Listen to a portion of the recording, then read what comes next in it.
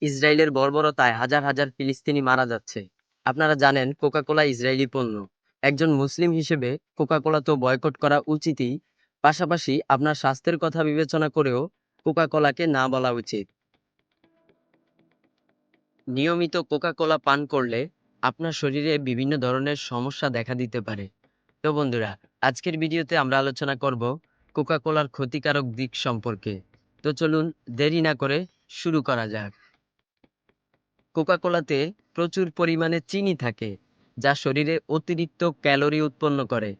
নিয়মিত কোকা-কোলা পান করলে আপনার ওজন বেড়ে যেতে পারে। কোকা-কোলার উচ্চ চিনির মাত্রা ইনসুলিন প্রতিরোধ ক্ষমতা বাড়াতে পারে এবং ডায়াবেটিসের ঝুঁকি বাড়ায়। ডায়াবেটিসের রোগীরা কোকা-কোলা থেকে দূরে থাকবেন। কোকা-কোলাতে থাকা অ্যাসিড এবং চিনি দাঁতের এনামেল ক্ষয় করে ফেলে এবং ধীরে ধীরে দাঁতের ক্ষয় হতে থাকে। নিয়মিত কোকা-কোলা পান করলে উচ্চ রক্তচাপ এবং হৃদরোগের ঝুঁকি বাড়ায়। কোকা-কোলার ফসফরিক অ্যাসিড কিডনিতে পাথর সৃষ্টি করে এবং কিডনির কার্যকারিতা কমিয়ে দেয়। কোকা-কোলা অতিরিক্ত অ্যাসিডিক হওয়ায় পেটে গ্যাস্ট্রিক সমস্যা এবং অ্যাসিডিটির সমস্যা বাড়াতে পারে। কোকা-কোলা পান করার ফলে শরীরে প্রয়োজনীয় পুষ্টির ঘাটতি হতে পারে, কারণ এটি পুষ্টির পরিবর্তে শুধুমাত্র ক্যালোরি উৎপন্ন করে থাকে। কোকা-কোলা নিয়মিত পান করলে বদহজম, বুক জ্বালা পোড়া এবং অন্যান্য হজম সমস্যার সৃষ্টি হতে পারে। কিছু গবেষণা অনুযায়ী কোকা-কোলার মধ্যে থাকা কেমিক্যালগুলো পুরুষ এবং মহিলাদের প্রজনন ক্ষমতার উপর নেতিবাচক প্রভাব ফেলতে পারে।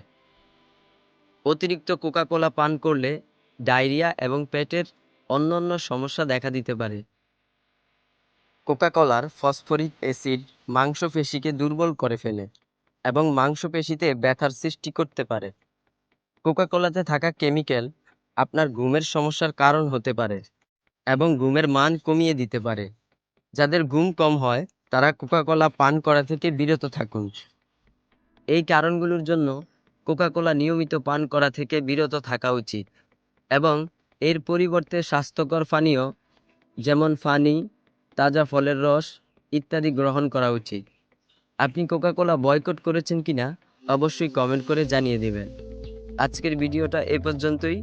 ভিডিওটি ভালো লাগলে চ্যানেলটি সাবস্ক্রাইব করে পাশে থাকা নোটিফিকেশন আইকনটি অন করে দিন, যাতে করে এরকম ইনফরমেটিভ ভিডিওগুলো সবার আগে পেয়ে যান।